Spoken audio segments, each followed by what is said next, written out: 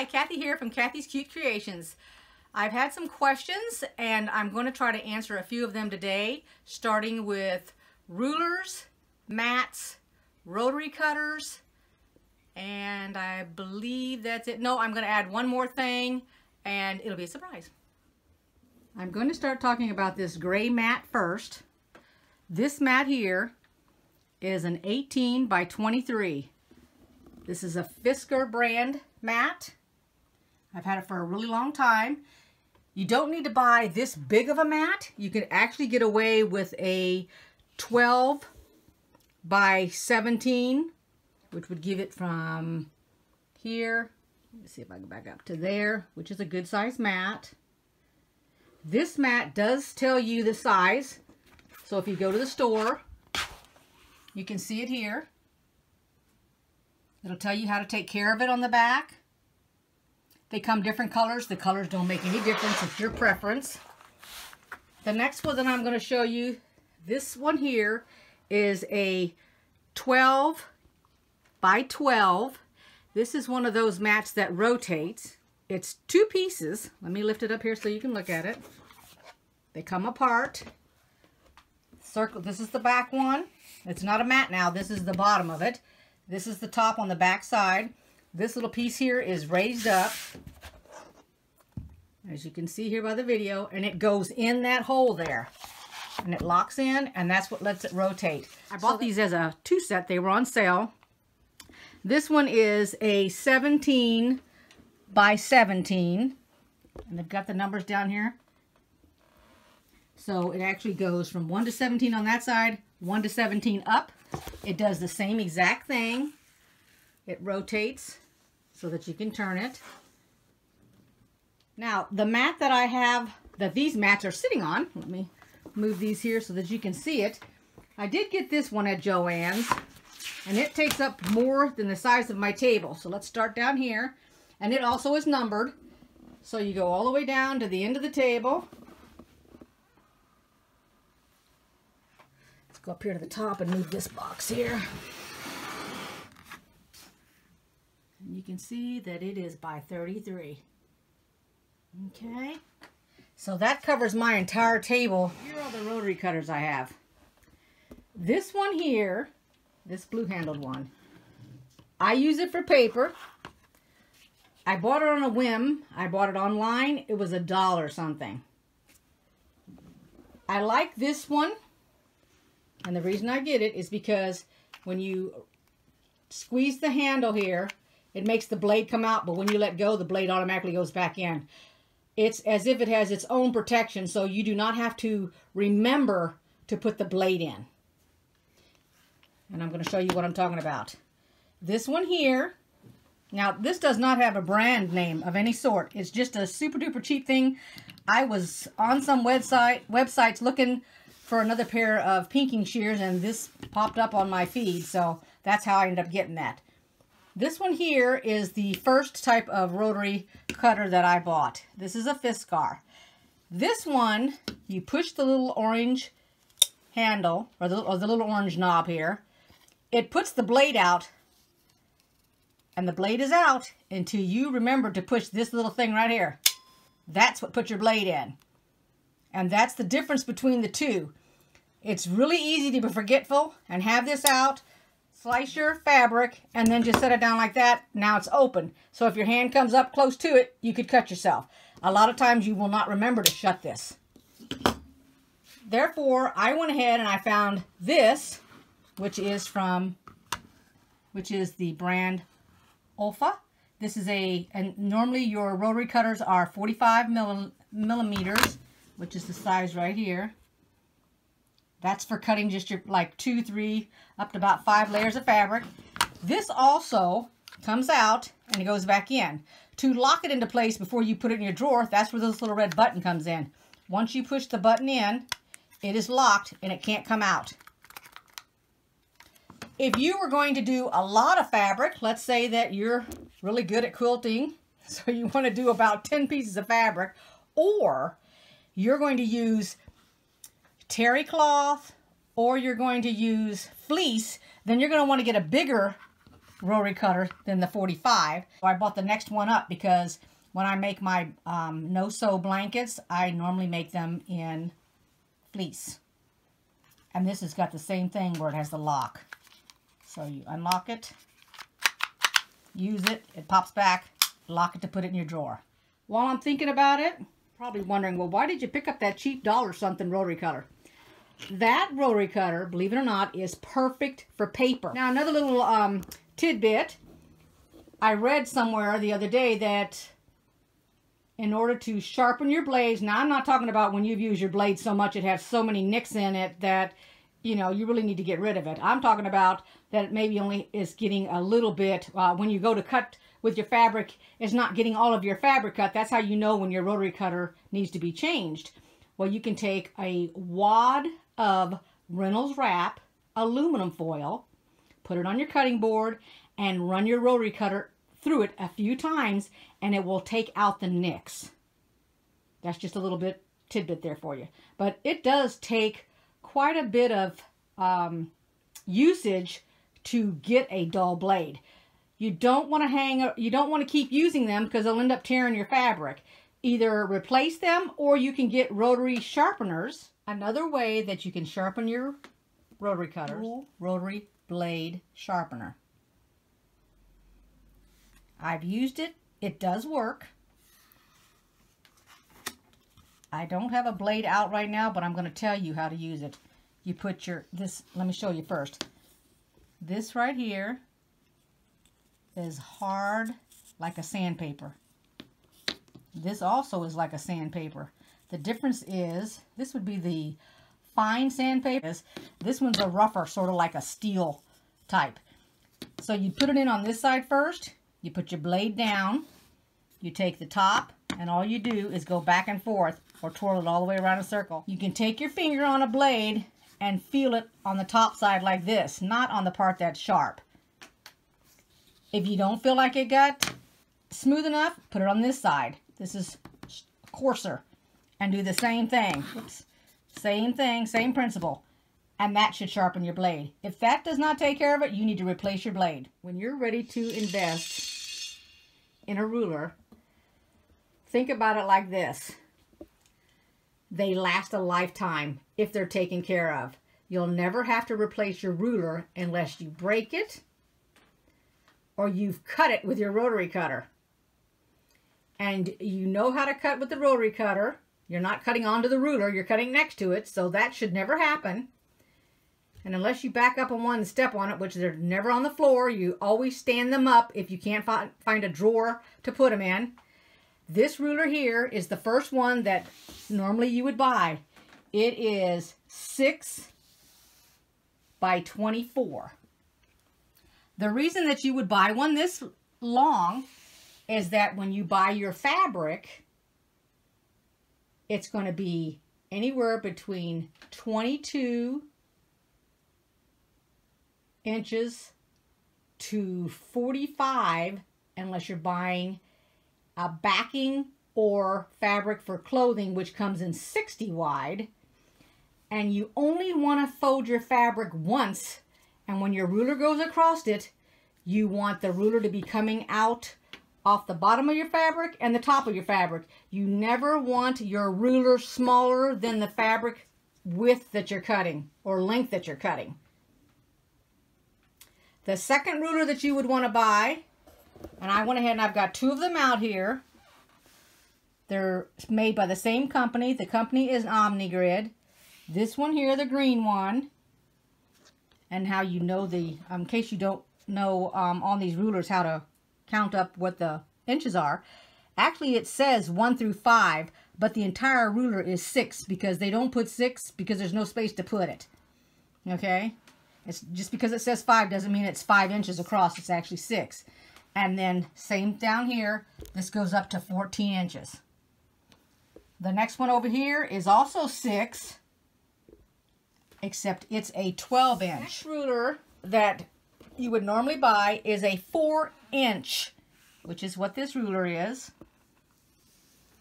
And people either get a 4-inch square, which I do have one of them, or they get it 4 by 8. The other ruler that comes in handy that you normally sit right next to your sewing machine is this little one right here. That is a 2x6. And normally when you're marking something that's really little, this would be the easiest because it is the littlest. And it's easy to read, as you can tell.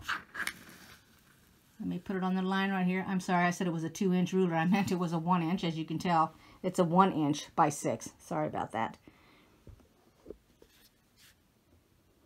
And you've probably seen me use those in my videos. Then this last ruler, that's not a necessity, but you may want to get one like this. If you do a specific size of block, like I know people that only do 6.5 unfinished blocks, which equals 6 when you cut them down. So they'll buy a ruler that is that size.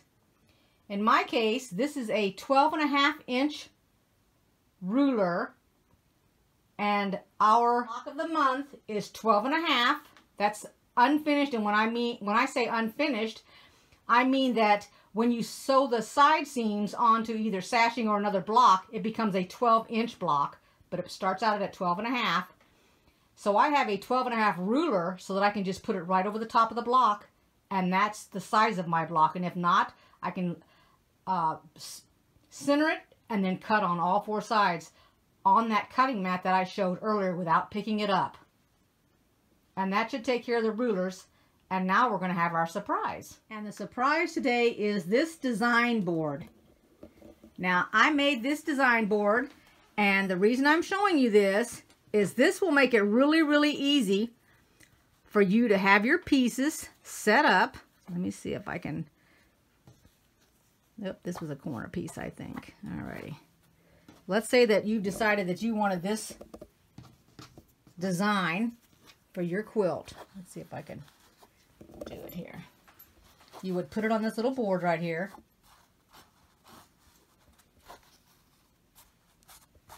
Get a hold of it. You could put it on this board right here.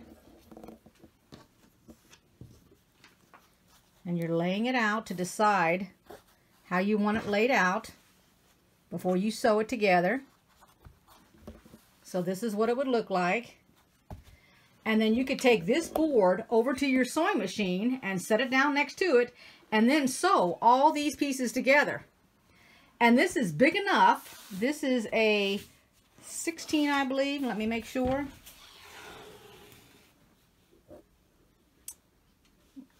This is a 20 by 16. So you could get 4 of these squares. You could put another one here, one down here, and one here. So you'd have 4 of them together over at your sewing machine, and then you could put all 4 of your blocks together. This is what I'm using for the block of the month. Now, if you would like to know how to make this, and you can make them any size you want for whatever project, you can buy them already made, or you can make your own. I made this one, and I used flannel, and the flannel that I got just happened to have these little dots on it, which are great for a grid line if you want to follow them. You could actually follow the line to line up your project. It's like having lines already on it. And then, to show you, I'm holding it up and my fabric is not falling off. And that's the purpose. It sticks to it automatically. Because flannel holds on to other fabrics. And this is cotton on flannel. And I'm wondering, maybe I ought to test it. Here we go, to give you an idea. I've practically put it upside down. You still don't see anything falling off. Go ahead and go upside down with it. There you go. Upside down, it still hasn't fallen off. It's kind of like the... So it's definitely going to hold your project until you can get it sewn together. And like I said, if you want me to show you how to make one, they're not hard. I'll show you. Just ask me in the comments. I'm going to go ahead and I'm going to add this piece to the video. I did have someone ask me how to thread my specific machine and how to wind the bobbin with it. So that's what I'm going to show. Let's go over to the machine. This is the bobbin winder on my machine. Let me point out that all machines take a specific bobbin. You cannot use a bobbin for a baby lock, different type of machine. So to begin with, my bobbin, I have a little locking mechanism on mine. When you twist it, it locks into place. It doesn't move anymore. And this is the way you thread it. Go ahead and move the camera down here so you can see it without my hands being in the way. And that is numbered, as you'll note. It says to bring your bobbin from 1 to 2. You're going to go underneath the little eye here. And then it acts like it's going backwards, but it does say to go around that and then to the bobbin. And then the way that I like to do it is I hold my bobbin up because at the top of my bobbin there is a little eye, a little opening here. It's on the top as well as the bottom. I thread it through there, put it on the bobbin casing here, lock it in, then I hold on to this, and when you come down here, when you're up here, to tell this machine that it wants to do a bobbin, you take this little lever here and you move it forward. And then down here on the screen, it tells you that it's in bobbin mode. This is slower versus faster. And I've got it second to the last for the fastest. You hold on to your thread with your left hand as you hit the start button with your right, and hopefully, there you go. And it winds automatically by itself. When it fills up and it's finished, it will shut off. This little thing here will pop out.